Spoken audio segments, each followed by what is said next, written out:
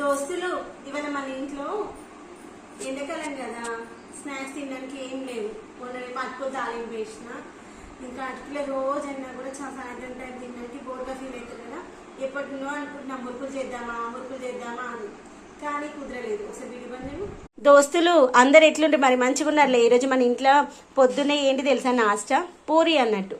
పూరికి ఏం కూర అంటే శనగల కూర. ఈ యొక్క శనగల కూర రాత్రికి నేను పానీపూరి చేసినట్టు, అప్పుడు మిగిలిపోయినటువంటి ఆ యొక్క పానీపూరిలో వచ్చేటువంటి స్టఫ్ ఉంటుంది కదా, నేను శనగలతోనే చేస్తాను. ఆ స్టఫ్ కొంచెం మిగిలిపోయింది, దాన్ని ఇంకొంచెం గ్రేవీ లాగా మార్చేసి పొద్దున్నైతే నాస్టా పూరి చేసా. పూరీలు చూడండి ఎంత మంచిగా పొంగుతూ ఇలా ఉంటే ఎంతమందికి ఇష్టం చెప్పండి.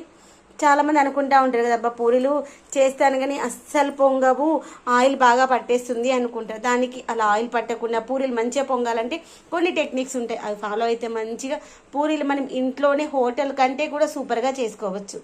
ఇంట్లో తిన్నటువంటి ఫుడ్ అమృతం లాగా ఉంటుంది. బయట అనుకోండి అవి ఎన్ని ప్రిజర్వేటివ్స్ వేస్తారో, రోజు వాడినటువంటి నూనెని మళ్ళీ మసలు పెట్టి వాడుతూ ఉంటాం. ఇంట్లో వేసుకున్నాం అనుకోండి ఎప్పటికప్పుడు ఫ్రెష్గా వాడచ్చుకోండి. ఇప్పుడు నేను చేసేటప్పుడు ఫ్రెష్గా వాడేస్తాను. దీంతోపాటు ఈరోజు మనకి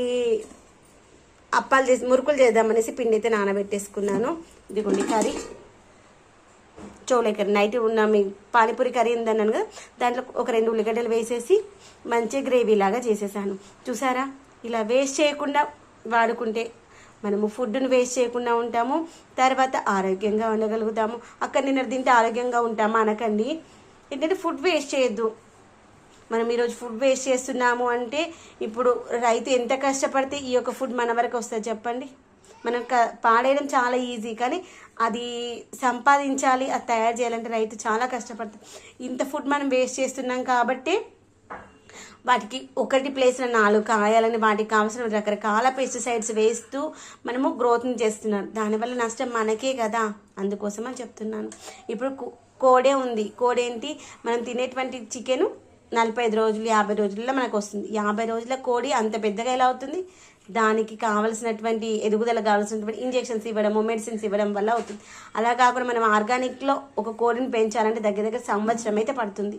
సంవత్సరంలో పెరగాల్సిన కోడిని 2 నెలల్లో పెంచామనుకోండి, మన రోగాలు కూడా మన ఆయుష్ కూడా ఒక 60 సంవత్సరాలు బతకాల్సిన వాళ్ళం 40 సంవత్సరాలే బతుకుతాము. కాబట్టి మనం ఆరోగ్యకరమైనటువంటి ఆహారాన్ని అయితే తీసుకుందాము. ఫుడ్ని అయితే వేస్ట్ చేయొద్దు. ఫుడ్, వాటర్ వేస్ట్ చేయొద్దు. దాంతోపాటు మన వాతావరణాన్ని నీట్గా ఉంచుకుందాము, కలుషితం చేయకుండా. ఓకే ఫ్రెండ్స్, అంతే ఈరోజు వీడియో.